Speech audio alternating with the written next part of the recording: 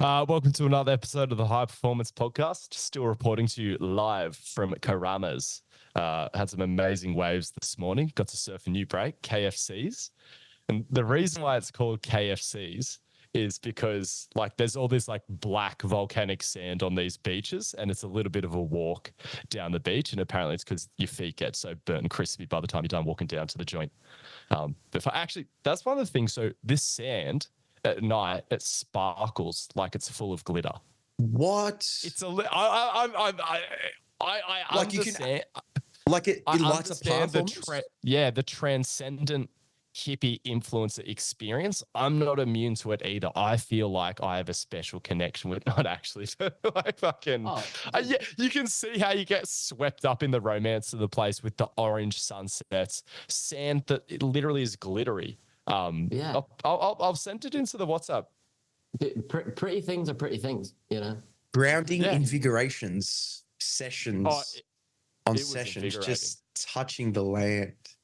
You got to get your feet in it. Yeah, it's nice. I mean, black sand. I didn't even know the science behind that. That's just got to enjoy it, I guess. It's volcanic sand. I don't know. I don't know if that means. But at night it starts glittering. Yeah. That's why I was like, "Where's the light and shit?" But I just put it into the WhatsApp. Oh, okay, go have a look at that. Let's react to that. This. Shit. Dang. It's pretty magical. Because Mirai's on a real sand kick, because obviously she's been, family beach holidays were at Cornwall, so Aussie sand, she's just loving it. I was like, dude, get a load of this. We moved here on the 1st of November 2004, and I swear to fucking God, that summer we just lived at the beach. We were on a beach holiday for pretty much till March. We were just all day, every day. Yeah, I've seen from YouTubers that are in England on beaches. It's just pebbles on there? What is? There's a lot, and you get it in Europe as well. Look, we've got a lot of UK listeners, so we can't shit on their sand quality too hard. Sorry, but one guys. thing we can say is that Australia, we are world leaders in sand. To the point where we sell sand to the Middle East, a lot of those Emirate countries, they're after our good shit. Whoa. We're doing the equivalent of selling ice to Eskimos. Yeah, well, it's funny. Yeah, literally. I swear I've heard this exact thing about a few beaches now, but I heard from a few places that apparently Waikiki Beach in Hawaii, same deal. Apparently it comes from fucking North Wollongong or something. Hectic. That makes me proud. I'm buzzing. I don't know the legitimacy of that because that's almost the kind of thing you hear everyone say about their beach. But if it is true, I've never seen a big fucking plane come along and take a bunch of sand from North Cong. Do you know what I mean? Yeah, how the fuck would you import and get that shit out? Surely we'd be seeing that. No, but a big truck rocks up and they're just bag it in. Or a ship, just fucking just. Yeah, but I also think Australia are pioneers in a lot of things, not only selling our top quality sand, but then a lot of our sand pumping operations, just up on the Gold Coast, for example, just saved Kira Beach. Well, it did kill Kira Beach, the surf spot initially, but it saved a lot of local businesses and bike tracks, I'm guessing, from erosion just by pumping a whole bunch of sand from New South Wales off to that Snapper Rocks point and then just restored that beach to the point where it actually, I've told you guys a bunch. I've thought about getting into local politics because I want to start a giant sand pumping operation at Sandon Point. I'm I wonder if we can lightning strike twice. I just start pumping 100 million tons worth of sand a year off the end of Sandon Point and try to get it to connect with Macaulay's or something like that, or just try to get it more reliably breaking all the way through. I'll either go down as a hero or a complete tyrant, but that's on the subject of local politics. Gus, have you do you have a stance on this whole wind farm off the real beach thing? Initially, when I heard people were resistant to it, I was like, what's your fucking problem? But then I saw the mock-ups and things like that. I was like, oh, it is a little bit of an eyesore, but then I don't know. I know we need to get clean energy, and I think it's one of those things where there's a lot of upper middle class hippies in our area where they're like, let's save the environment. But then as soon as it affects them in any sort of way, they're like, but not like that. And I'm like, we have to make a sacrifice at some point. And I'm getting increasingly nervous about the erratic weather patterns. Like this summer, we've never had it. Forget about all those, like, the bushfires straight into the floods and stuff like that. But the weather has been so much more erratic, just alternating between rainy and cloudy and then sunny in the same day. Like, don't get me wrong, that happens a little bit in summer, but we've been having like almost stereotypical Melbourne. Yeah, I was about to say, a bit of Melbourne weather's come up north. You guys get that, like all 4 seasons in the one day. Yeah. Like that's sort of creeping up into our summers. And I don't know, right? Is it signal or is it noise? But I'm like, oh, all these things I heard about in all those environmental catastrophe movies like 10, 15 years ago. I'm like, is this it? Is this happening now? So what's the correlation between erratic weather and bad climate? Is it just the fact? Is that just what it is? Oh, okay. I think it's more the fact that it seems to be that we're more extremes. From, like, one extreme to another quite quickly, and whereas like because like weather things happen, like the weather changes, there are fucking cycles and that kind of thing. But I think to go from like literally the worst bushfires we've seen like ever to having like the other extremes just happening off the back of like that is just kind of, and again, I'm not a scientist, but I think it's just kind of one of those things where you're like, maybe this is, all those things people saying. And even the other year when David Attenborough made that documentary, and he was kind of like, we don't have long, like if we're going to turn this around, it's got to be fucking quick.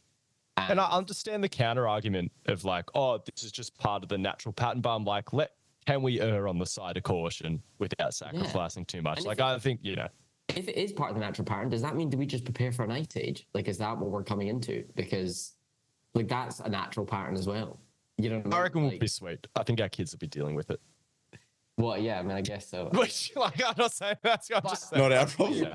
But you're totally fucking right in that, like, I think if we are going to try and be more environmentally cautious and conscious of these things, and like when something's suggested like a wind farm off a beach like it is where we live, it's like you kind of can't be like, no, I want to save the environment, but not like that. It's a bit like, right, well, you don't really get the choice.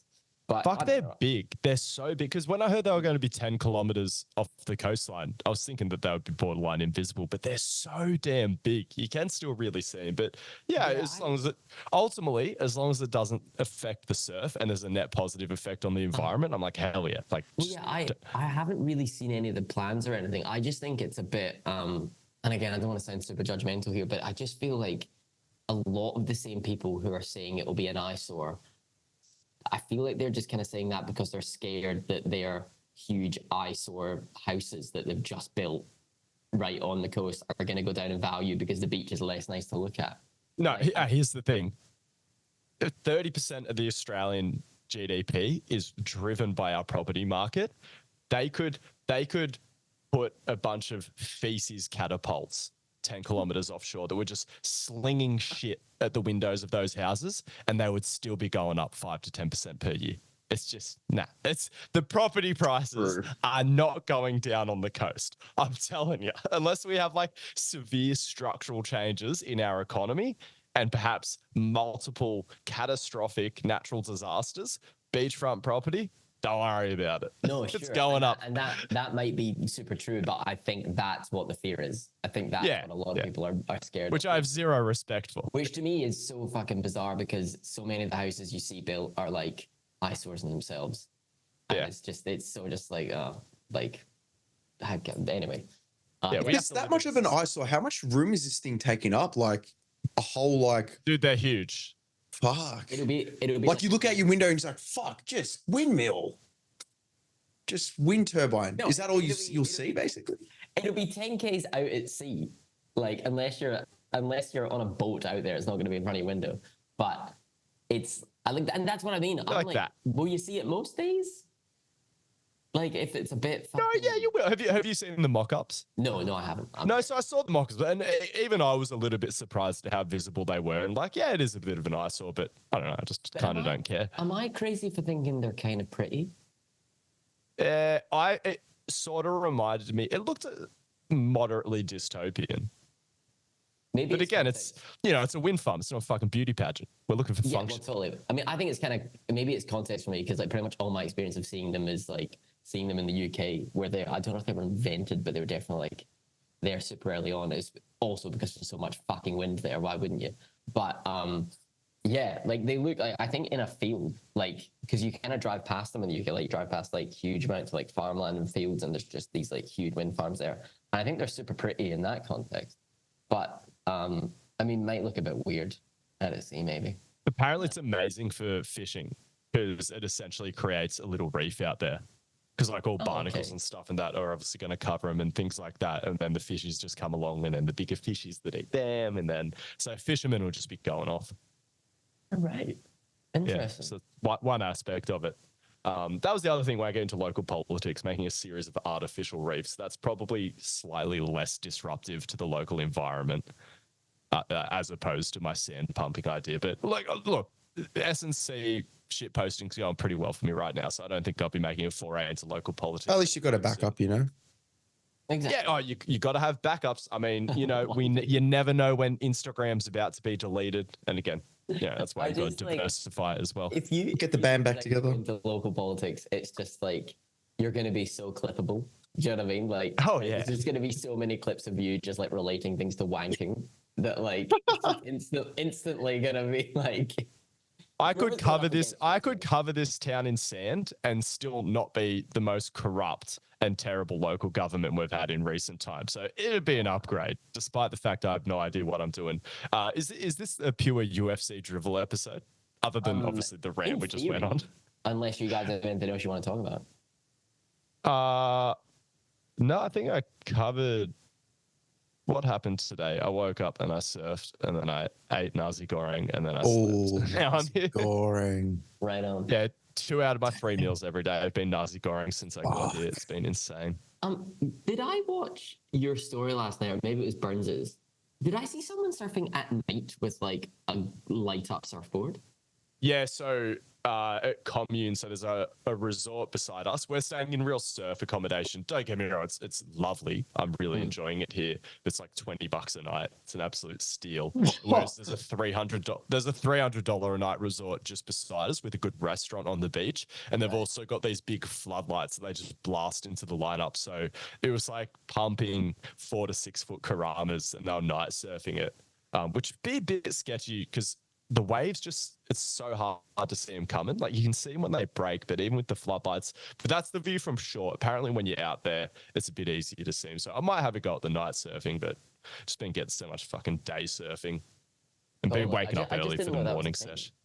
Yeah, absolutely. So in Wollongong, people go night surfing at Sydney Beach when the Dragons have home games because the lights of the stadium, they pass enough light over the ocean. Fuck that though. It would be so sharky, man. Like it's not. I don't know. It's just I don't know if you catch me out there at night. It's a bit of a thing. They like dusk, so by extension of that, like I don't think sharks are like, oh, sun's going down, time to clock off. Time to clock on, yeah. And it is just, I think when there's a lot of swimmers at a beach, I don't think that sharks like that environment. Whereas I think when there's a little bit less going on from a human aspect, I think the sharks are just like, oh, what's going on here? But look, it's obviously. There's not that many shark attacks. It's just this thing that every surfer lives with, or a lot of surfers are just like, oh, fuck. Because, man, surfing is the best sport in the world. I love it so much. But then you've always just got this gnarly thing. You're like, is a sea monster going to eat me one day? And it's just statistically, it's just not going to happen. But it's just such a huge, like, oh, if it happens to me. Oh, man, I forget. Like, when I was in the UK and, like, you know, like you meet people just whatever, like friends of friends, and they're like, you're like, oh, you live in Australia, blah blah blah. So many people are just like, fuck that. Could never go to Australia. I just like, yeah, we have a bad rap of just having don't want to get eaten by a shark, and I was like, I don't think that really happens. Like, but was it just deadly things in general? Because that's kind of the meme of Australia. Everything's trying to kill you. And I was trying to explain it to Mirai before she came, because I was like, yes, there is literally within 10 feet of you, there's probably something that can in theory kill you, but it's just so fine. Like I hate spiders. I'm super skittish around spiders and things like that. Don't like them, but they're just not in your face that much. Like they're so scared of humans. And I think it's also like I mean, I'm gonna assume Melbourne's the same, if not even less so. But where we are anyway, like there's nothing that hectic. Like unless, like maybe in the country because that's where they thrive more. But like there's nothing. You don't get funnel webs and redbacks around your place? Don't think so. Around the side of my house, there is consistently 4 to 5 redback spiders. Okay. And in the gaps in the bricks of my house, I've found funnel web spiders so many times. And I think it's like the Sydney funnel web. They love bricks. My house is brick. Well played. You haven't looked properly, Harvey.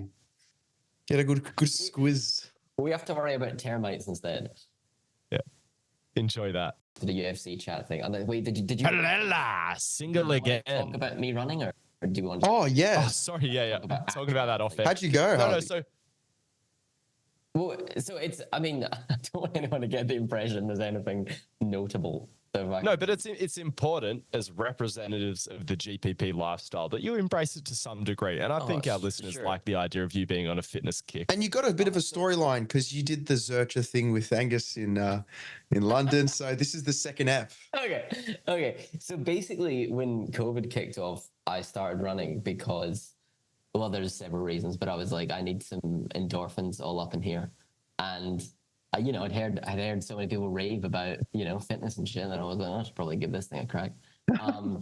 And got like very into it. Not in like I'm not good at it, but like, I just like, would you believe people talk about the mental benefits all the time? And I found there was some. So I basically like during COVID for the most part, or at least for a good chunk there, I was running like 5 or 6 Ks like most days. Oh fuck! And that was like way fucking more than I'd like ever envisioned running by a long fucking way. And then when COVID ended, I kind of just fell off it a bit because I was just doing a bunch of shit and like, it was like the one thing I didn't have to do, so it just kind of fell by the wayside. And then I've sporadically tried to get into it again, and I've just like did it a little bit in the UK. And the UK is fucking great for it because it's fucking cold and flat. And I also think it's an amazing thing to do when you're traveling in an area. Like if you're in a new spot, go for a run, and like that's an awesome form of tourism. No, big time. And that's it. Like, and even that little thing of like, I remember like there was a while ago when someone said to me, they were like, oh, and that must be so great because like, like when you're on tour, like it's not difficult. You just fucking like take your running shoes and then you can like do it wherever. And I was just like, oh yeah, that's a great point. Look at it as a suggestion. Oh, you were literally thinking like going on tour, can't run for a week. That was literally what was happening. I was just like going on tour and I was like, well, can't exercise out here. But so I was like, yeah, that's a fucking great point. So yeah, I've kind of decided that this year, not only am I going to get back into it, but I'm going to like try and let less things get in the way of it. Because I was treadmilling for ages. During COVID, I was like mostly treadmilling. But now I'm embracing the outside world.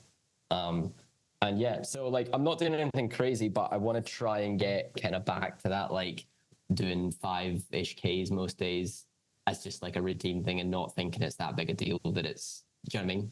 That's what I'm going to start for and then see what happens. What's because when I was involved in the music scene, we were all it was up to our mid-20s. I think the band split up when I was 25. As someone who's heading into their 30s and hanging around musicians that are also getting around that age, has the community sort of changed in terms of its lifestyle, do you feel, or are they still just complete degenerates?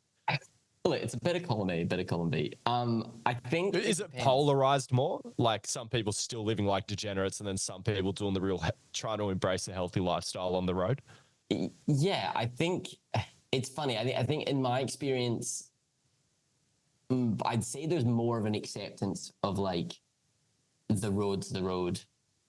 And then let's try and live better when we're not on the road almost. Like, I think there is way more common like instances of people just kind of being a bit more. I don't even know what the word for it is, because it's not being more informed. I think it's more just not writing it off. Like, I think it stops just being this thing of like, that's never going to happen, and more a case of like, and especially too, because I don't know, you've probably got it way more in your head of like a timeline because you know, got out of the game at some point. But I feel like since you got out of the game, the whole mental health awareness thing has become way more prominent. And have they made the connection between exercising and not feeling like a sack of shit? That's what I mean. I think that's what a lot of people have done. And there's a lot of people who are like, you know, obviously it's not like people are playing at Splendor and then, you know, jumping off and, you know, doing a deadlift PB. Like, that's not really what's going on. But I just feel like, yeah, I feel like in general, the percentage of people I know in like functional touring bands that are doing some like or any kind of regular exercise is like increased. And I think it's pretty much that. I think they're pretty much like, no, I'm better for having done it, and I feel better when I do it. And it's kind of part of that whole like proactive approach to mental health. And this is the thing. Yeah. I feel like it was always pretty represented in the hardcore scene. Like, it was much more cool to like smash tin and like be a bit jacked and or do heroin, but kind of, again, quite polarized, I guess. That's my view of it. Dude, but the hardcore scene's a different fucking world, you know. But yeah, it is funny actually. Like, I remember like a while ago I was doing this did this festival run, maybe 2021. There was like a real short period in New South Wales where like all the restrictions came off, and we managed to fucking fit this festival run in right before everything opened up and shut down again. And there was this one band we were on tour with, and like they would literally like, it was they just stood out because it was really like, wow, can you do that? But they just like would play their set. They were on like super early, but they just like play their set, and then they'd like leave, go for a run, go to the drum, and then come back and like, you know, party with everyone and like come back and watch like the headliners and shit later on. And it was a nice balance. Totally. And we were all kind of like, is that allowed? Like, that's a fucking wild concept to us. But that's, I mean, it's that whole thing. It's like, you know, that's kind of the thing about running is like, have you got legs? Then you can do it. You know, you don't need any like special fucking thing. And I'm like, very low startup costs. Kind of why I like. And how was today? Your run today? What was it? I was feeling kind of fucked in all honesty. In my head. Have we got a Strava report? We want some numbers, want some pace. Sure. Well, so yeah, it was kind of one of those ones where like my head was hurting and I was like, this is feeling kind of migraine-y, and I'm kind of starting to get to the point where I'm like, if I think I've got a migraine, I'm going to try and like run through it, if that makes sense. It's like, hell yeah. Oh, we love that. I think there is some stuff that suggests that like you can kind of do that a little bit. When your body's like, you're fucked, you're like, no, I'll fuck you. Like, I mean, take charge of the suck, make something else hurt to distract. I don't know enough about the science, but I think it's genuinely a bit with it. In the same way that like, I think there's links between like chili and migraine, in that like, you can almost like kind of blast it out of you a bit. It's like a sinus thing. But like an intense amount of chili, like you can like get a chili and fucking bite it, and there's just like a bit where your head is like, holy fuck. And that really sounds like the smash your big toe with a hammer to reduce knee pain. I mean, I don't know, and it might be, but I think either way, I was like, fuck it, I'm gonna go for a run, see if this helps. But I was like feeling fucking cooked, and like my head was hurting, and I was like, I spent all day today like scrubbing the fucking ceiling of the balcony, so I was like out in the heat, so I was like fucking dead anyway. So I just took it super slow. So I did like 3.6 Ks today. Nice. That's like 3 days in a row. I did 4 Ks the last like 2 days before that. And yeah, so I've been doing like mostly like kind of like 4.5. Slightly shoddy load management. What's the rate of perceived exertion on these runs? What does that mean? 1 out of 10. Come on, man. I'm speaking English. That's not too fitnessy. It is absolutely. Yeah, it actually is self-described. It actually describes itself. What, are we talking numbers? Like what? Like, yeah, out of 10. 1 to 10. Or no, technically, we should use the Borg scale. So, rate of perceived exertion, it's been adapted to lifting, and we score it from 1 to 10, and it's a sort of analog for how many reps you think you had in reserve. But the original rate of perceived exertion was developed for cardio tests, and it was a scale of 1 to 20. So let's be traditional, because we respect tradition here. This is actually a good point, because I kind of completely forgotten about this when you were asking about it. But that's another thing. And what the fuck was Borg thinking? Sorry, just as a side note. What the hell are you doing being like, oh, can you rate this on 1 to 20 for me? Or is there some like psychology built into that? Because there was some science behind it, for sure. People have not central tendency syndrome, because I think that's sort of a thing with multiple choice, but I feel like a lot of people with RP, they're just more inclined to give you like a 7 or something. So maybe making people rate it out of a scale that they're not regularly used to, maybe you get a more honest and thoughtful rating. I definitely think that's... With that said, Harvey, please rate your runs on 1 to 20 scale. It's interesting. So that's another thing I'm trying to do now. I'm getting back into it, because the reason I used to like the treadmill so much was because it was almost like having, or I imagine having like some kind of trainer there with you, doesn't that like you can't slow down because the treadmill is like continually going at the same speed. So like it kind of like keeps the tempo for you. Whereas like I find if I'm out running, well, like that's what I'm trying to build now, is like I'm trying to build like some kind of like pace knowledge or like pace control, because like I just don't really know anything about that. So I'm like trying to start and maintain a manageable pace for like the whole thing, instead of, you know, kind of like starting off super hot and then getting like 3 minutes in and being like, I'm going to fucking die here, and then doing that whole thing. So that's kind of what I've been doing the last while, is I've been like, okay, let's just run like 4Ks. Keep like a moderate fucking pace for the whole thing. And RPE 12, like, would you say? Are we going at a 20? Yeah. But how do you do it? Is it like by the end of it how you feel, or in the middle? So 20 is just like I was running from a tiger. And then I guess five would be at the point which you actually break out into a run. But is it how you feel at the end, or like it's how you feel in general? An average of it all. Yeah. Okay, I'd say probably like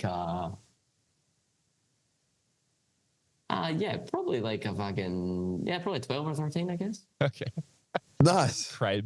Borg scale out of 20. I might switch to the Borg scale with my clients. I think it was 6 to 20. What? Yeah. Let me see. I swear it was 6 to 20. Borg scale. I forgot we had an exercise scientist in the room. It is 6 to 20. It's 6 to 20. That is so dumb. Dude, that's freaky. Yeah. So it's just so unnecessary. But it goes very, very light, fairly light. So I guess what he's saying is like 0 to 6 is laying on the couch. Yeah, so I think it's adapted to zones. So zone 1 is 6 to 10, and then zone 2 is, as in like the 3-zone model. It's meant to be a proxy of. Yeah, and then because it's green, yellow, red sort of thing.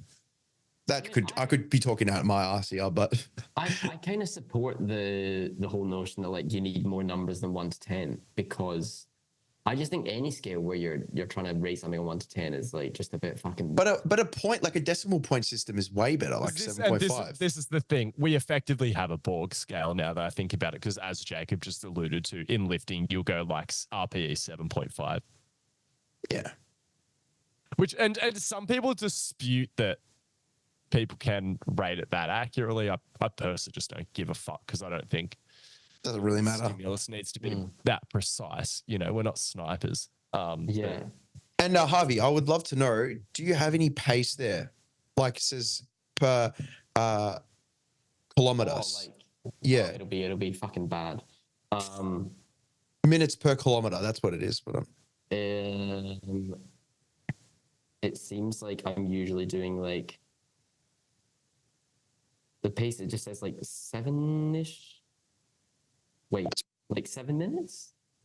That's decent. I think, what did Ingebrigtsen ran 2 miles in, I think it was like 7 minutes 30 or something like that. Are they a big professional runner?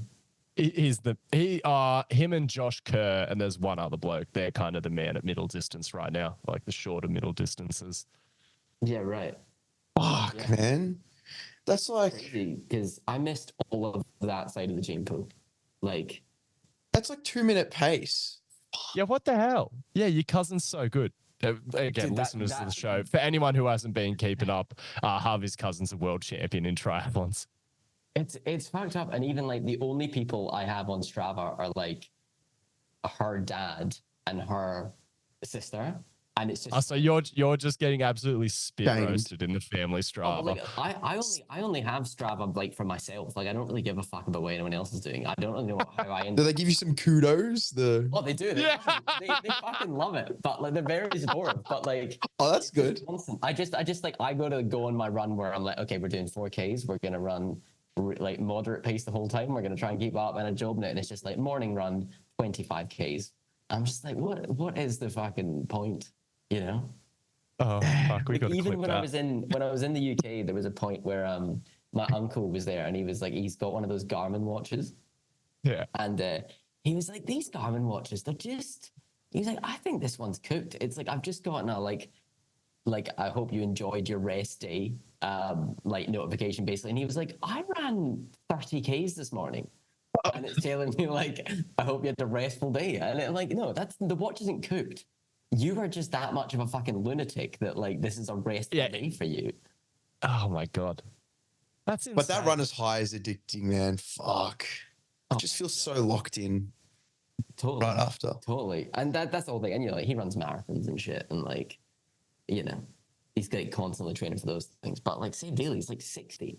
In fact, he must be more than 60. He must be like 65. And he's like, man, like it's so good seeing people that age go out and get it, because I think, you know, I become increasingly aware of my own mortality every day I live past 30. And it's just good to see that, like, fuck, you can still just be an absolute beast well into your later years. A bit of luck has to go your way, certain lifestyle factors and stuff like that. But if you just keep going, like, your body keeps going.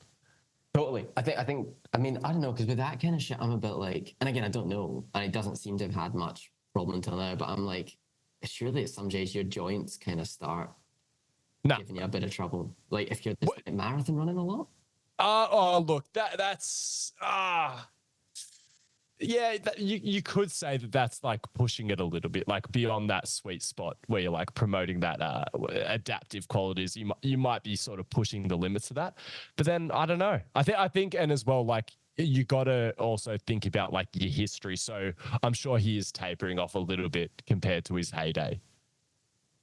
Oh yeah. So then in that sense, like I'm sure it's not necessarily like deteriorating him ahead of time. Yeah, with high performance, it can sort of fuck you a little bit. But then you look at some of the terrible things that happen to people who don't push their bodies, and you're like, I don't know. I just don't know. Totally. And I think it's that whole thing when it gets to someone like him, I think it is that way where like if he had to stop running, I would be a bit like, how are you going to cope with this mentally type thing? You know what I mean? And like to the point where like, yeah, maybe you should have some kind of, I mean, I'm sure he's kind of thought about this or whatever else, but hand bike. It's kind of just that way where I'm like, I think it's like, okay, say someone was like, you should really stop running because your hips might give out at some stage. It's like, I'd actually argue that like, it's probably more valuable to him to do his hips in than it is for him to stop running earlier and like, you know, deal with the mental side of that, you know?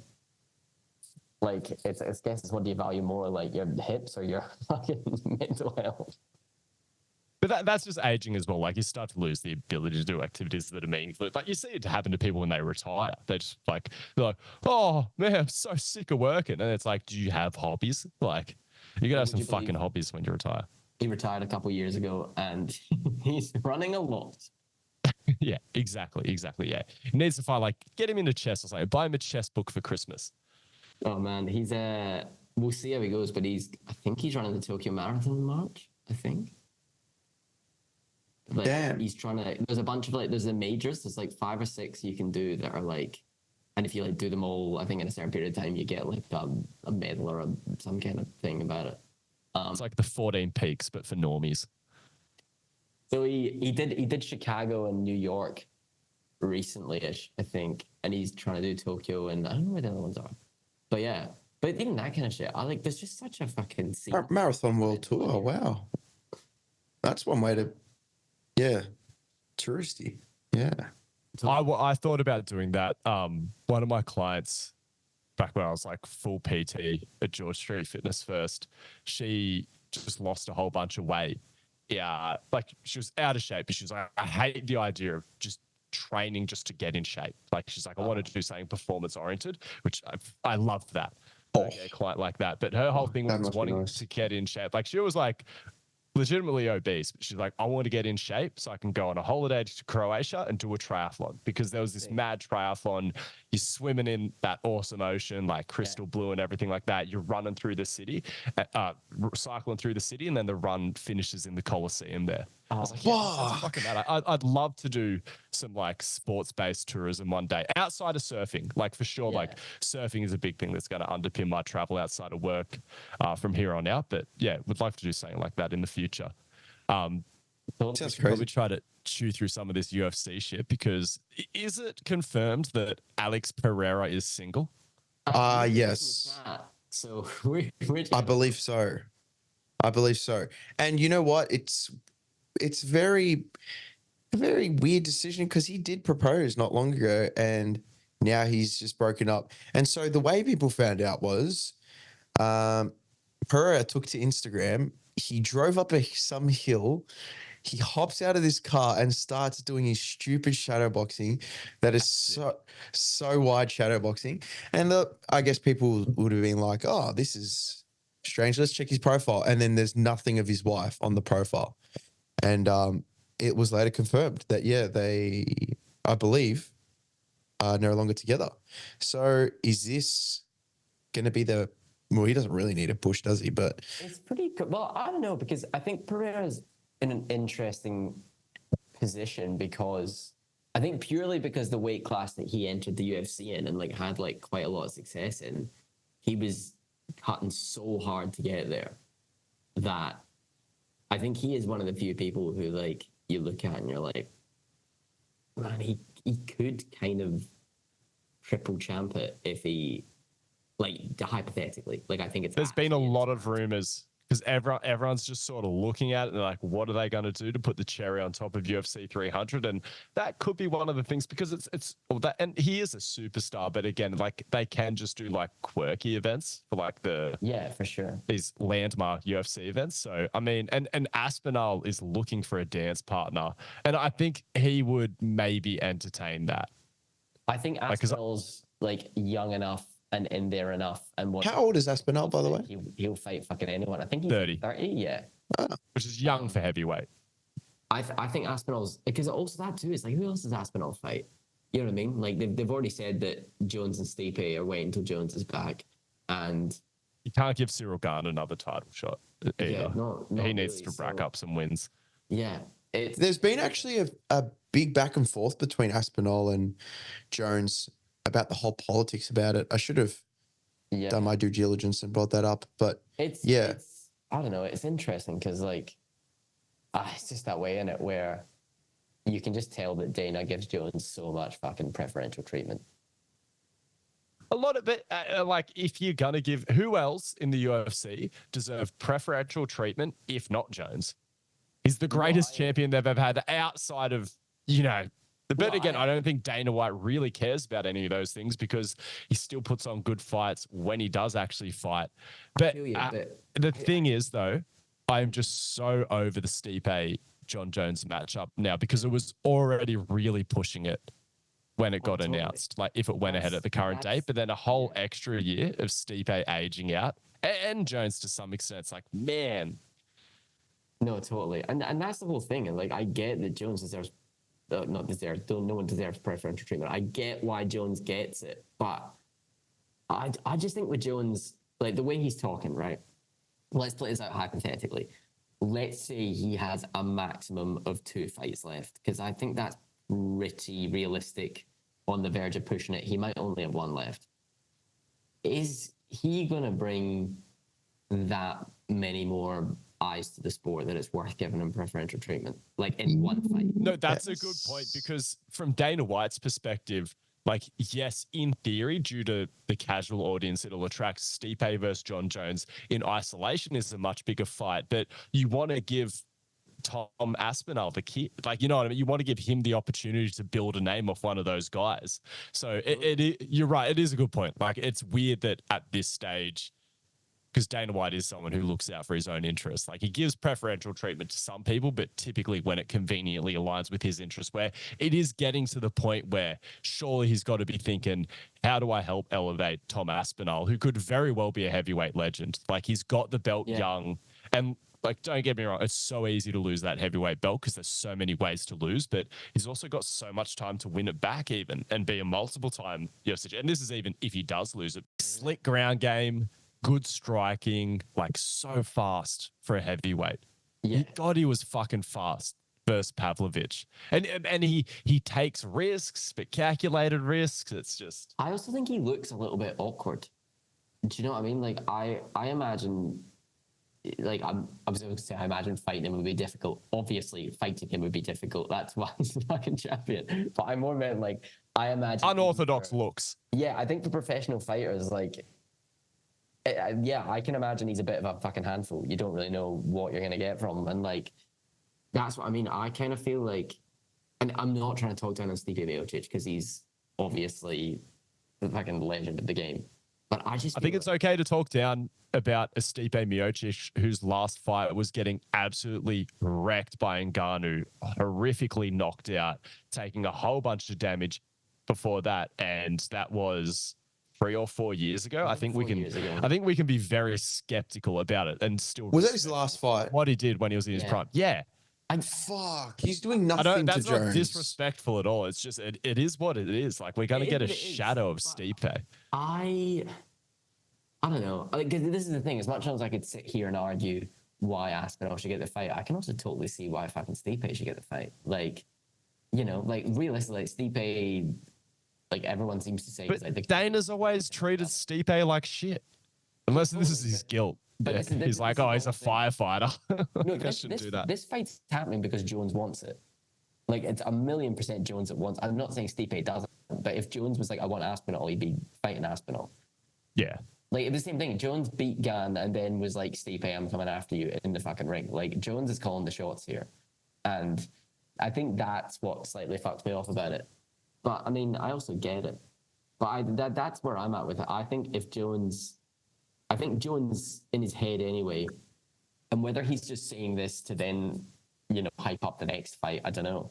But he, I kind of feel like this whole narrative he's pushing that, like, if he does what he does at light heavyweight and then he beats Gan and comes in and beats the best heavyweight of all time, I think he's trying to push himself as, like, the 2-division GOAT. And, like, I'm gonna say it out loud.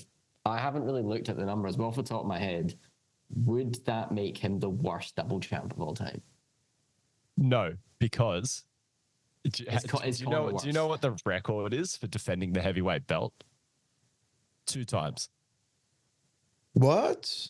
No one has defended the heavyweight belt more than 2 times, even Stipe. Or did he defend it 3 times successfully? I don't know. So when people call him the heavyweight GOAT, it's actually about nothing. It's not, because it's hard to even defend it once. And, like, again, like, who else is there? Again, outside of the organization, then we can open up to Fedor, who, in my opinion, is your true heavyweight GOAT. Like, no one has had a crazy career at heavyweight than Fedor.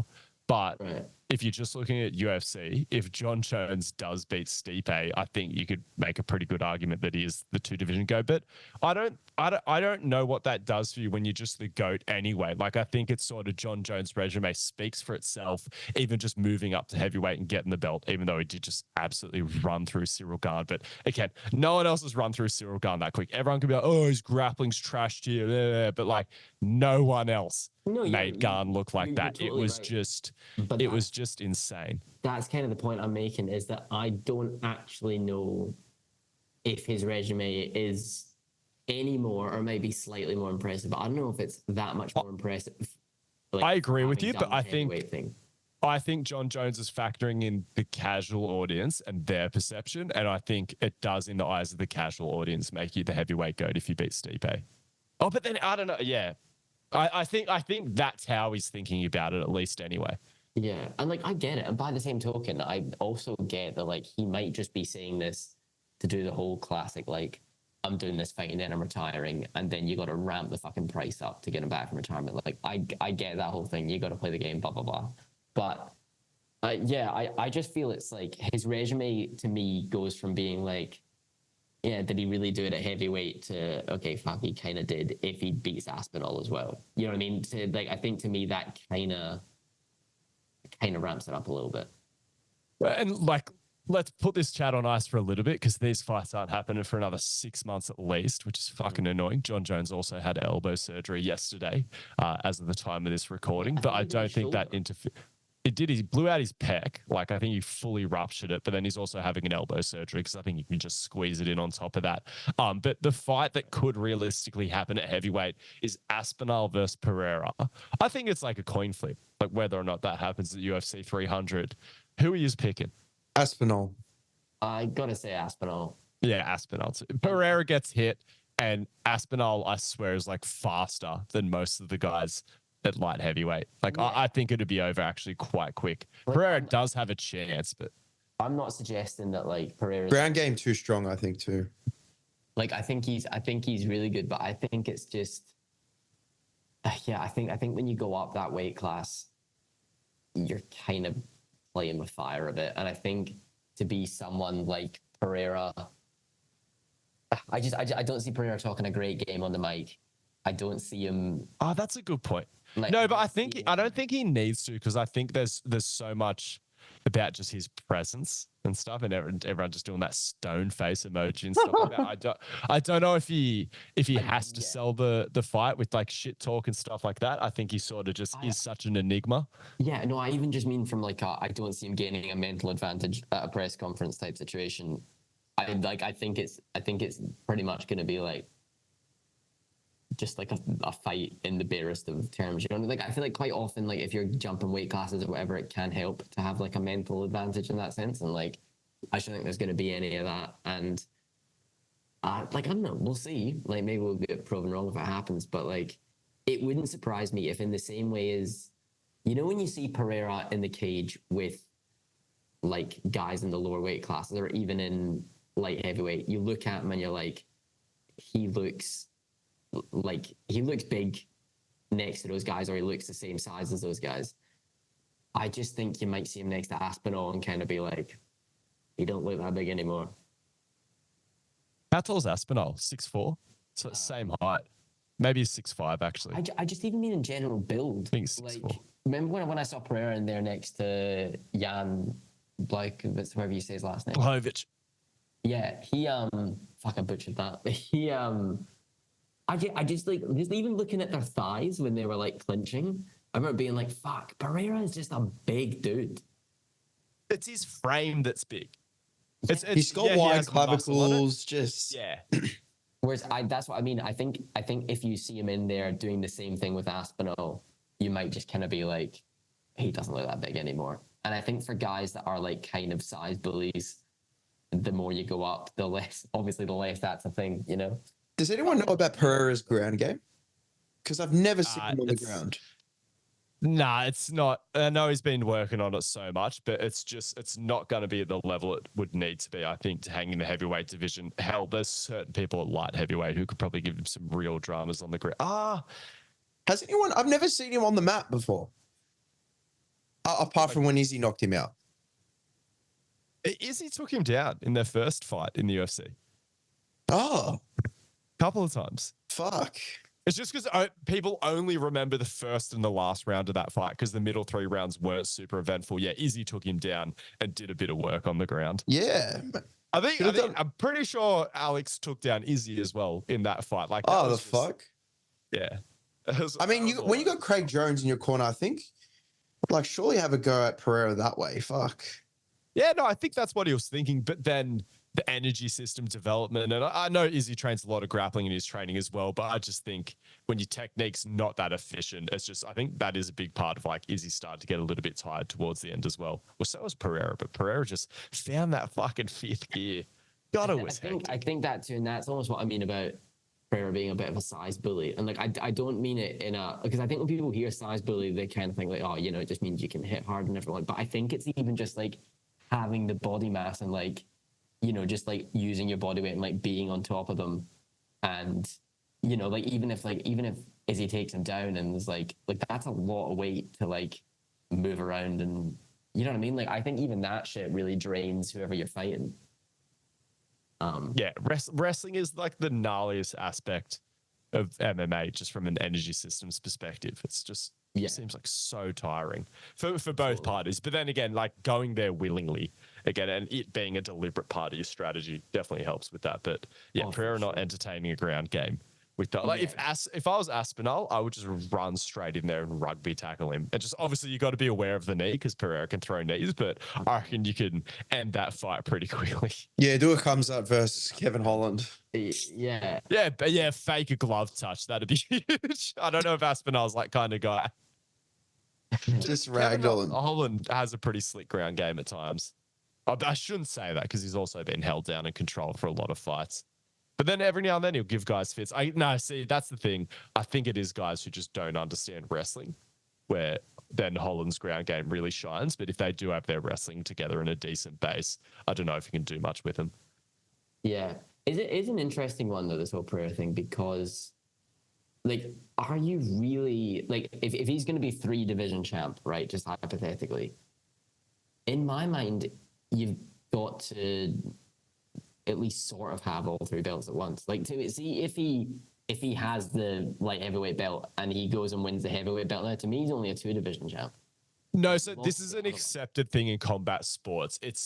You are forever a champion if you've held the belt, but they would call you a simultaneous 3 division champ or double simultaneous 2 division champ if you did all. Like it is a separate sort of thing. I know what you mean, but people very much sort of treat you as a forever champion if you've ever held the belt at any point. Right. So I give it to him. He's a legit 3 division champ, and this is the other thing. Like, I think Dana White gets horny off that idea. You know what I mean? The potential for a 3 division champ really does sell the fight. Has anyone in the UFC ever actually gone for it? Because Conor never has had the opportunity to go for the 3rd. Connor's the first to win in 3 divisions, right? Yes, he's won in 3 divisions. Yeah, true. That's the closest. Henry Cejudo, he didn't do it. Daniel Cormier. Yeah, no. So this would be the first time it's even been set up to have that potential. So that's pretty historic, and it's 3 division champ at 300. Right? Oh, sounds nice. Yeah, man, just keeps sounding better and better. Because I was gonna say, I think probably. I mean, I don't really know if they got the divisions to do it, but like Amanda Nunes never did 3, did she? I think she's the longest streak of having the most wins in both divisions, maybe. Yeah, because she was 135 and 145, and there's no way she could go down to 125. Yeah. That makes sense. But yeah, I think, like, but it is funny because he's been posting like those photos you put, Jacob, that are in the run sheet. Like, if they're to be believed. Yeah. So for the listeners, 104 kilos is apparently what Pereira is walking around at 6'4", which is like, where is this weight being held? He's just a big man. Like, I think even he had to cut a fair bit. And I think now that he's left behind any sort of middleweight prospects, he can allow himself to put on a bit of mass. Yeah. And graduate to be like a true light heavyweight with heavyweight potential without blowing out too much. Because especially if you have been dieting a lot to stay within striking distance of middleweight, like I'm sure he has, it's not newbie gains. I need to come up with a better descriptor, but just being in a calorie surplus and training hard for the first time in a while. And like having the genetics that he does, I'm sure it's pretty easy for him to build some muscle. His body's probably like, yes, thank God. Let's stack some size on. Yeah. He'd be filling up nice. And USADA out of the picture, I'm pretty sure as of Jan 1st, USADA's just Gornski's. So a lot of it, I'm not saying anything, but I'm saying. It is. What? Is it actually? Yeah, USADA's fucked off. They're still drug testing, but it's all at the discretion of the UFC. And a lot of the details of the policy are emerging, and I like it. I like it. We're not going to see many big fights getting called off due to failed drug tests. There's a lot of discretion for the UFC, especially if the athlete cooperates. Ooh, Jones on gear. Oh my God. Could we extend his career by 5 years with the right stack? Maybe.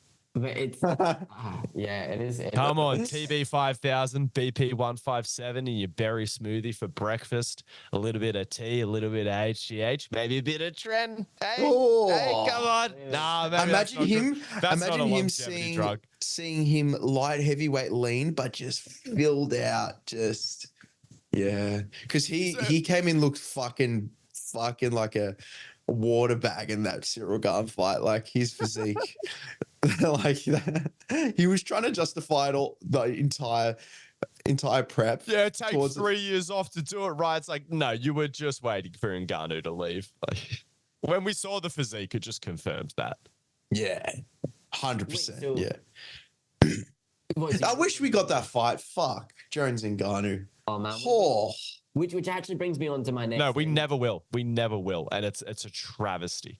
I'm interested in it, but anyway. Harvey, we're all interested in it. It's just never happening. But I more mean from the angle of like, because here's the thing, right? And which actually brings me on to my next thing here, because Anthony Joshua versus Francis Ngannou has been announced. Hell yes. Which will be sick. But I was kind of, I don't know, I was watching this thing before, right? And I'd kind of forgotten this. But do you remember when Ngannou left the UFC? Dana, I don't have his exact quote here, but Dana basically said he wants easy fights. He was like, he wants easy money and easy fights, and he's not in to take, like, he doesn't want difficult fights and blah, blah, blah. And like Dana kind of said, he was like, and he's in the position where he can do that if he wants to. But I think it's actually so funny that in his first 2 fights in boxing, he's taken on Tyson Fury and Anthony Joshua, and like, oh, it's crazy. Like, how the fuck did he drop Tyson Fury? That was Dana White commenting on him leaving the UFC and staying in MMA. Like, oh no, because I guess there was the chatter, but like I think he was more commenting on the MMA side of things. But no one saw this coming. Like Francis's boxing arc working out like this, because in the eyes of the public, he won that Tyson Fury fight. It was a split. Yeah. But like a lot of people feel like he won. I actually like he won the moral victory for sure. But that's absolutely. But that's the whole thing, is that like I think, well, to my ears anyway, I thought Dana more meant, he's going to go down the kind of like novelty boxing route of like crossovers, like let's see this guy who can't really box. Yeah, where he's not obligated to win. Whereas now he has set a standard where people will for sure be heaps deflated if Joshua goes in there and makes a fool out of him. But he has a bit of an advantage in the sense that he's the second guy to face Ngannou, and he knows he has to mind his manners in there. But Anthony Joshua gets hit so much more than Tyson Fury. Tyson Fury is way more evasive, even an out of shape Tyson Fury, than Anthony Joshua. Man, it could be hectic. It could be hectic, but that's what I mean. I feel like Ngannou has propelled himself to such a position now where like, I think Dana White was probably looking at Ngannou for a while and being like you'll come crawling back type thing. And it's probably getting to the point where like, if Dana wants him, Dana's going to have to throw some pretty fucking ludicrous money at him. Which people are saying he could be getting like 30 million for this fight. Wouldn't surprise me. Joshua, which is just crazy. Like, it's fucking crazy. Like to me, what's crazy about it is like, so in the heavyweight division, right, you've basically got the 3 like big, like everyone knows you got the 3 dudes at the top of the food chain, right? You got Tyson Fury, Deontay Wilder, and Anthony Joshua. Sorry, you got the 4: Tyson Fury, Deontay Wilder, Anthony Joshua, and Alexander Usyk, right? They're the 4 dudes who everyone's basically like waiting for them to have a showdown and work out who's the guy. Each of them. Who's the Chinese guy? But he's not really. He's only just got a belt. In that level yet, right? Yeah. Each of them have only fought one of the other in their entire careers. That's actually crazy. Ngannou in 2 fights, his first 2 fucking boxing matches is fighting 2 of them. Like that's insane. He doesn't give a fuck. Here's another crazy thing. Because Conor had to split his Floyd Mayweather purse with the UFC, Ngannou is probably going to make more money from fighting than Conor McGregor. He probably needs maybe this will get him here. One more, and for sure, from fighting alone, he has covered McGregor. I don't think Ngannou's ever going to make the whiskey money or anything like that. And I don't even know if he's interested in those sorts of things. But purely off the back of fighting and being the biggest prize fighter, it's just insane. Yeah, and I think Ngannou's. It's funny because I think right before he signed the Tyson Fury fight, I think a lot of people were looking at Ngannou and were like, "Oh, you might have just actually not played this all that well." But there's a quote from Ngannou, because I don't know how much attention you guys are paying to this, but like basically, so Joshua beat Otto Wallen in the same night that Deontay Wilder lost to Joseph Parker the other night, which basically, and everyone was basically expecting Wilder and Joshua to win so that they could then go on and fight each other. But that was very redemptive for Joshua as well, because Joshua looked very hesitant and a bit average in his last couple of victories, even though he got the job done. It wasn't against that stiff a competition. No. He seemed to have a hard time with it, but he was on against Wilder. Like, he's back. So there's a quote from Ngannou where he's basically just like, he basically says, "That's when I stepped in." He was like, he's like, "I posted a tweet and then received a phone call. Like, as soon as I saw the thing he lost, I like made a tweet and got a phone call, and now we're doing the fight." And it's just like, I don't know. I think he's gone from like nearly like timing it really badly to just perfect, just pulling it off a fucking miracle. It's crazy. I'm happy for him. He seems like a legend of a bloke. So yeah, hope it works out well for him. And again, that's another crazy stat I heard. So when Joshua won did he win the bronze at the 2012 Olympics? No, he won gold. All right, when Joshua won gold at the 2012 Olympics, Ngannou was homeless. Wow. Holy shit. Fuck. How old's Joshua? That's a good question. He's got to be starting to get on a little bit. I think he is. Like, I think realistically, before this whole, like, kind of like new wave of like Saudi money and like the kind of round robin of the big guys was starting, everyone was kind of saying that Joshua might only have a fight or two left in him before he hangs it up, just because like after he lost to Usyk, there was a lot of people that were like, he might hang it up here. But that was because he seemed to peak so early. Like, heavyweights can go late, but then the motivation that just doesn't seem to be there, and like that just raw aggression that he used to have. It'd be interesting to see how it plays out. Should we move on to what's next on the run sheet? We got the BSD announcement. Well, Leon Edwards first. Yeah, Leon Edwards is allegedly fighting at UFC 300. Who do we think, and is it Khamzat? I honestly, everyone's been saying it's Bilal. Really? It's so like, no, he fully deserves it, but honestly, it probably will be an all right scrap, just matchup wise, but I just don't give a fuck. No. I'm so sorry, Bilal. You deserve your flowers, but I just have never seen an entertaining Bilal Muhammad fight. He's just. What do you mean when he got his eye poked? Fuck, that was entertaining. Man, does it actually hurt that bad to be actually in that much tears? Yeah. Do you guys know what I'm talking about? He was crying at the frustration of the situation as well. Oh. I think. I'm sure. No, but I've never heard a UFC fighter be like like that. No. He was emotional about the circumstances because he knew that was a big fight for him. So that's where that was coming from. It wasn't from the pain or anything like that. Oh, okay. I think if you're literally going in there to get your head fucking kicked in a poke in the eyes, nothing. Yeah, true. But yeah. But it's just like the body just refuses to open the eye and stuff like that. Man, I've had a speck of sand in my eye and it's taking me down. Dude, fucking hell, get conditioner in your eye. It's a fucking. Oh no, yeah. Fuck. But Bilal, that sounds terrible. I'm not gonna lie. Terrible. Let's make it Khamzat for 300. Come on.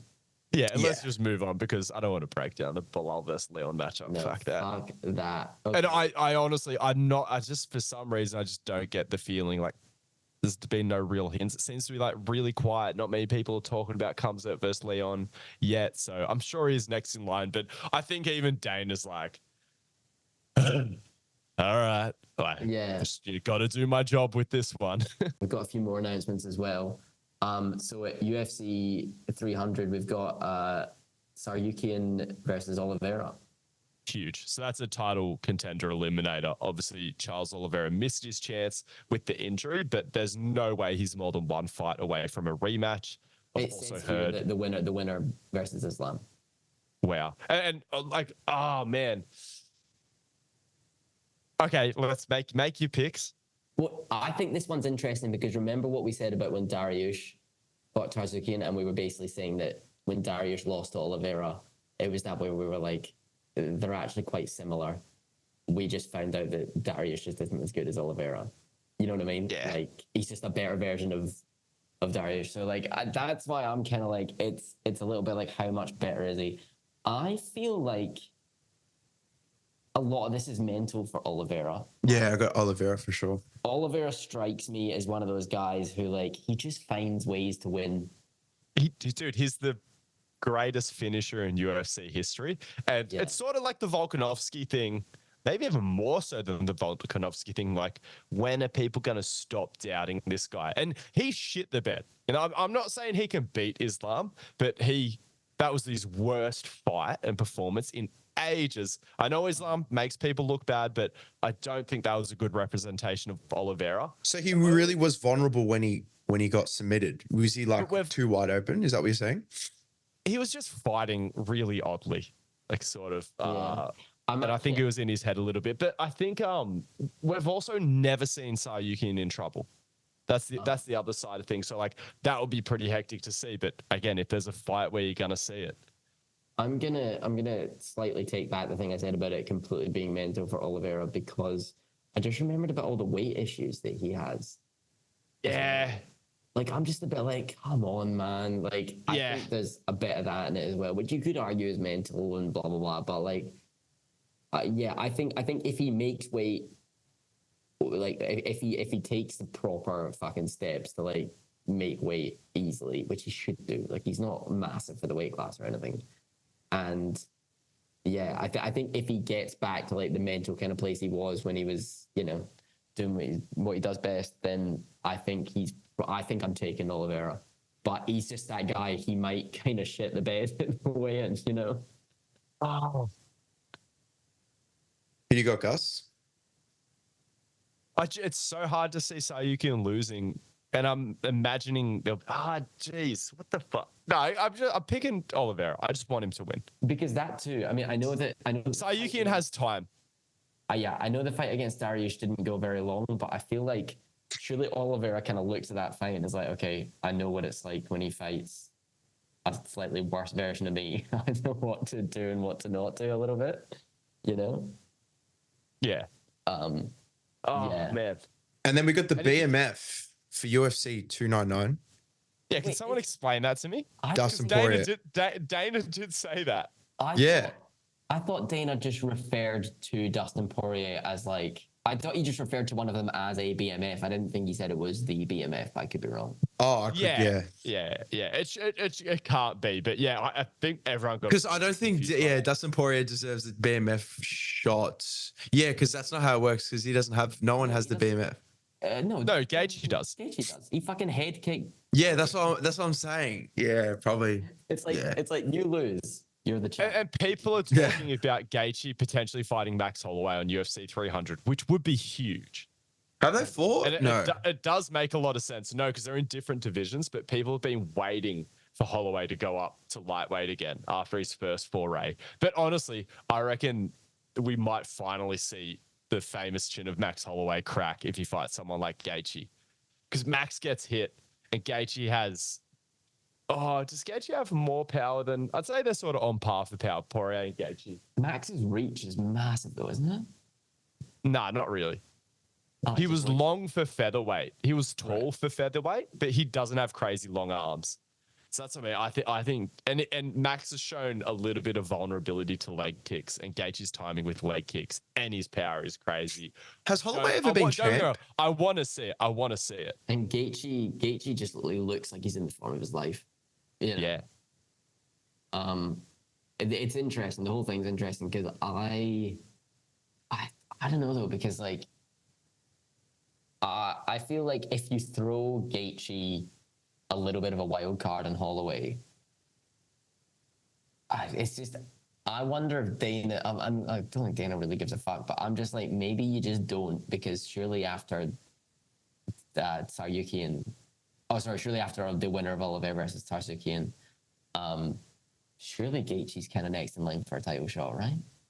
Yeah, but he might just want some money fights and things like that, especially when he has his own pseudo belt. Like, that might satisfy him a little bit. Yeah. So I reckon it's pretty likely that he takes it, because I think he also knows how respected and loved Max is. So yeah, I think he'd be pretty game for it. And also just to get on UFC 300, I think that's a huge feather in the cap for any fighter. That's a good point. He must be the first person to defend the BMF belt. There's probably something to be said for that. But we're all picking Gaethje in that one, aren't we? I think so.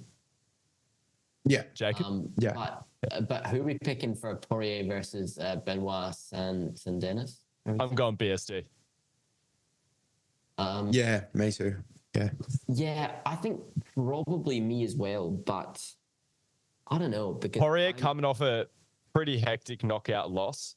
Poirier aging out, and I'm like, wouldn't be surprised if he wins at all. But it's just, and it's a huge step up for BSD, but I think he's ready for it.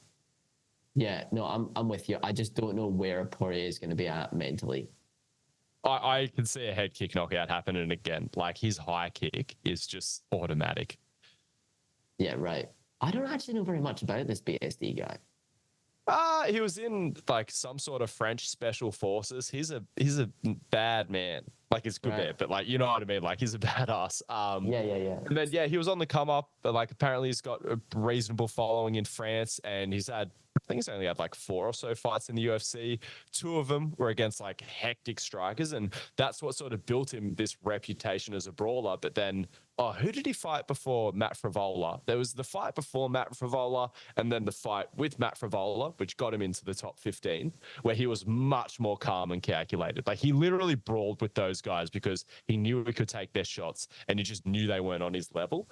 The thing is, BSD in his last couple of performances, or a lot of his UFC performances, has looked like a striking phenom. His grappling's better than his striking. And Poirier has a pretty big vulnerability. His takedown defenses, and not so good. So, it's just on the feet. I don't like it for him. On the ground, I hate it even more for him. So, I think this is perfect. Man, BSD, he could be getting a title shot soon. And honestly, I'd be pretty keen to see BSD versus Islam in a couple more fights. Probably could come off the back of that. It could. In my mind, I'm like, surely BSD and Gaethje fight first, and then the winner fights. So many options. Make a bad matchup at 135, 145, or 155 with the top 15. You can't. Oh, no. 170, you can't. We're about to see a few, but fucking from 135 to 145, you could just put him in a lotto machine and just turn that wheel and be like, 5-star matchup. 5-star matchup. It's always been that way in that division, though. Like, even before Oliveira won the belt, it was the same deal. Like, everyone was just looking at it, just like, who the fuck wins this belt? And like, I think when it was Oliveira that won it, like, a lot of people were really quite surprised, because they were like, fuck, we kind of did just write him off because he had a last minute glow up. Yeah, totally. I think everyone had like kind of seen him lose a bit at the start and was like, well, we know he's got it in his locker, and then just didn't. But like, I think as soon as he won, everyone was kind of like, oh yeah, really well rounded, wins a lot. Like, you know. And I always go back to being a finisher is important. And like, don't get me wrong, he has his losses because he does take risks, but you're also taking a risk just by decisioning people. Like, you are committing to fighting that length. And there's a lot of fighters who fought successfully like that, but there's something to be said for just reliably being able to get guys out of there. Oh, yeah. I guess it does go both ways. But yeah, I don't think it's like, I think people have this idea that being a decisionator is safe. It's like, not really. It's like that whole saying, it's like, don't leave it to the judges. Like, if you want to make sure of something, don't fucking leave it to opinion, you know? And I don't think Oliveira's ever been fucked by scorecards because he sees them so infrequently. It'd be really hard to fucking buy a scorecard. Yeah. How many times has he been? Jacob, can you just quickly Google that? How many times has Oliveira been to a decision? While we're getting that up, so It would appear that Connor wasn't talking complete shite in that video that he posted. And so from what I can tell, there's no contract signed yet, but both fighters have agreed on the 29th of June for International Fight Week. And it's allegedly 185. Both of them have said that's cool, but nothing's signed. And it seems like it's all systems go. He's been to decision 3 times, I think. Jesus Christ. Not many. He's had a lot of fights. Oh my God. Oh no, that's wins by decision. Sorry. Okay. But still, not many. I don't think he has too many decision losses because I think a lot of his losses have been he's been submitted or finished. Yeah. When he loses, he tends to really lose. Has Dana White said anything about the weight class it'll be at? I don't believe so. But Connor's saying 185. Chandler said he'll do it at 185. So I want to get your read on this because I'm fairly confident on who I think this benefits. And also, I don't know if you've seen, but on the run sheet, I put a little video there, and Chandler has some interesting thoughts on the whole thing. But yeah, I just think this benefits Chandler, to be honest with you. I think it benefits Connor because he has the bigger frame, and he's like Chandler might be, oh no, he wouldn't be the shortest middleweight ever, but he'd be one of the shortest middleweight fighters in the UFC of all time. But I just think with where Connor's at in his career, it's still not looking good for him. But I do think that this is a tiny tip in the scales in Connor's favor just due to frame size. It's going to improve their chins, so it might give him a little bit more forgiveness in that regard. There's no way it's going to a decision. Really? Yeah, nah. I'm with you. It's a funny one because I feel like unless I'm completely incorrect, you're right. Oh no, yeah, because Connor spent most of his career in the division below, yeah? Yeah, I believe so. Like Chandler's never fought at 145, but Connor has just done so many steroid cycles on top of like actual calorie surpluses and stuff like that. And like I said, just the frame size. Yeah, I don't know. It's a funny one because I just feel like Connor never looked. I don't think Connor ever had like a very convincing amount of time in the cage, even at the weight class. I always get the fucking names of the weight classes wrong. What weight class does Chandler fight at normally? Lightweight, 55. Yeah, lightweight. That's one. He's never even fought at 70, and I think he could fight at 70, like reasonably fine. I just don't think Connor ever really had that much of a convincing run at lightweight. No, that's the whole bit. Yeah. So that's what I mean. For him to then be like, well, we're fighting a middleweight now. I'm just kind of like Chandler has looked more convincing at lightweight to me than Connor. So Connor is just permanently on cocaine and steroids though. So you got to get inside that man's mind. He's like, how do we spice it up? Yeah. Well, that's the thing Chandler said as well. Chandler was kind of saying that, and again, like you can't read too much into what the people in the fight are saying, but Chandler was kind of saying that he thinks a lot of the reason this has happened is because Connor's kind of trying to get this narrative that he's calling the shots. And like, because I think when Chandler called him out initially, like he called him out at like that weight class or whatever. No, to be fair, remember that meme I made of Connor in the Ultimate Fighter? Like he was saying 185, like, 185. We'll do whatever I fucking say. No, it's like, I think that's so I guess Chandler was saying is he has to kind of keep this narrative going, and like that's kind of why it's happened. And I don't know. I mean, like I saw Chandler winning this when it was at like a more reasonable weight class. I think the heavier it gets, the more it's in Chandler's favor, to be honest. Why? With you. Really? I just think Chandler has lived his life as an athlete for the last however many years. What does that have to do with fighting heavier? Like all of these things, I'm like, yes, Chandler is winning the fight. Because what does it have to do with the heaviest? I think doing the fight with more mass on you is going to gas you quicker. And I see Chandler as being a more. They're both gassy. Athlete. I see him as being a more I feel like because it's a substantial amount of years now. Have you seen how he handles first rounds? Wait, Chandler. He's like, not only does Chandler have a questionable gas tank, he has terrible pacing. I mean, he might do, but what I'm saying is that I see this fight being a fucking train wreck. Like, yeah, I agree with you there. Like, I think Conor might literally get like halfway through the first round and faint of exhaustion. Like, I think it might be fucking dreadful. And that's what I mean. I think at that point, Chandler. He could take EPO. We have drugs for that. You have drugs for everything now.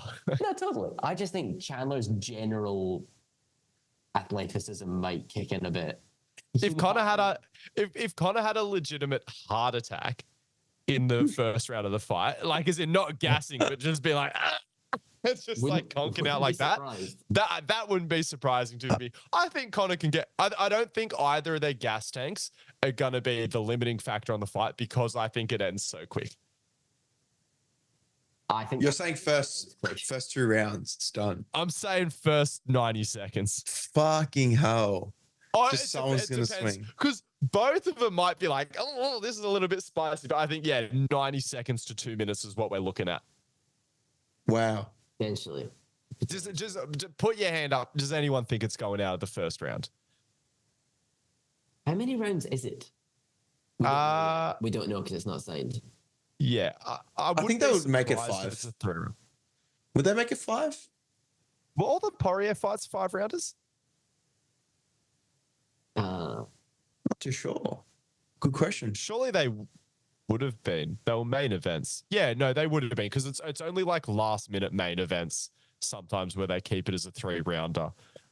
So you would assume it's going to be headlining a card. Therefore, yeah, but it's just. That's what I mean. I almost it just depends how they do it, because honestly I think if Chandler was like, okay, we need a foolproof way to win this fight, I think he just tries to last, you know what I mean? I think he just plays it safe, weathers the storm, and then turns it on Conor. But I don't think he will. I think he knows the cameras are on, and he's not the kind of guy to muck about in there, really. Either way, I'm still picking Chandler. That is huge. Guys, thank you for listening. Grab your tickets to the GPP seminars, and we'll catch us next week with another 2 episodes.